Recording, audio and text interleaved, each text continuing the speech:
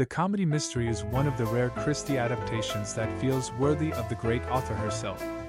While names like Walter Mosley, Raymond Chandler, and Sir Arthur Conan Doyle are all floated around when discussing the greatest crime novelists of all time, there isn't another name that is as synonymous with the mystery genre as the great Agatha Christie. With 66 detective novels, over 20 plays, countless short stories, and several books written under pseudonyms, Christie became the most highly published author in history, behind only William Shakespeare. Although Christie died in 1976, her work is continuously introduced to new readers thanks to many great television and film adaptations.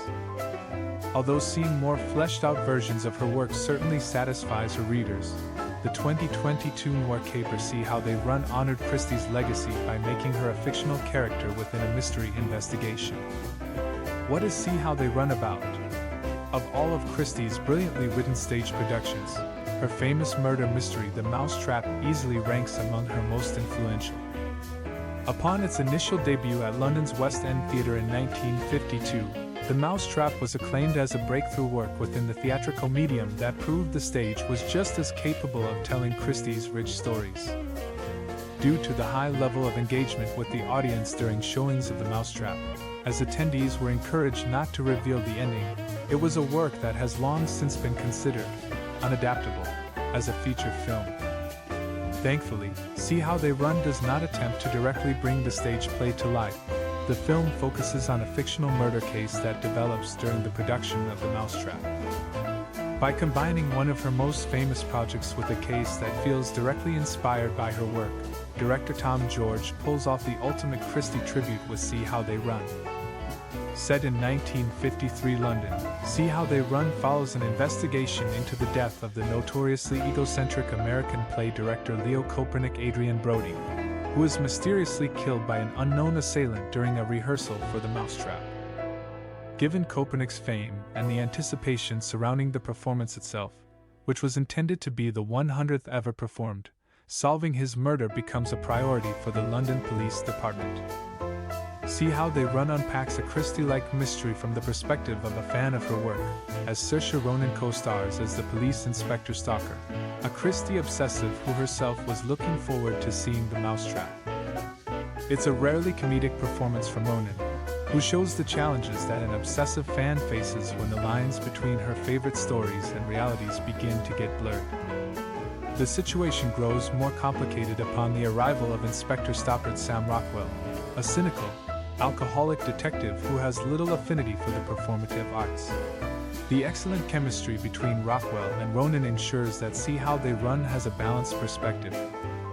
While Stalker is keen to pick up clues based on how the characters in a Christie story would solve a case, Stoppard puts a greater emphasis on reality, arguing that no work of fiction could possibly argue the real thing.